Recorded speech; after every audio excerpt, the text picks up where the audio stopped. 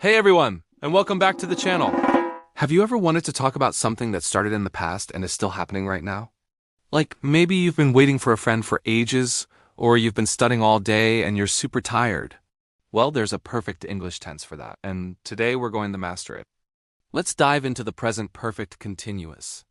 It sounds complicated, but I promise it's not. We use it to talk about actions that started in the past and are still going on in the present. Think about it this way. If I say, I have been talking for a minute, it means I started talking a minute ago, and I'm still talking right now. See, simple?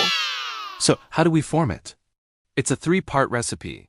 Have or has, then been, and finally, the verb with an ing ending. For I, you, we, and they, we use have been. For he, she, and it, we use has been. For example, you have been watching this video, or she has been working on her project all morning.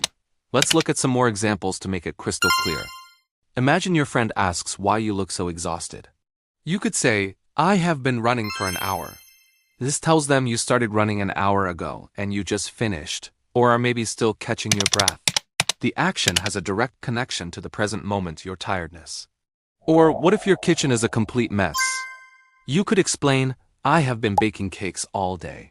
The baking started in the morning, continued throughout the day, and the result, the messy kitchen, is obvious right now. Now, it's your turn to practice. Think about something you've been doing recently. Maybe you've been learning a new language, or you've been listening to a lot of music. Try making a sentence using the present perfect continuous. Drop your sentence in the comments below. I've been looking forward to reading them, and I'll do my best to give you some feedback. That's a wrap on the present perfect continuous. Hopefully you now feel much more confident using it. It's a fantastic tense for adding more detail and context to your conversations.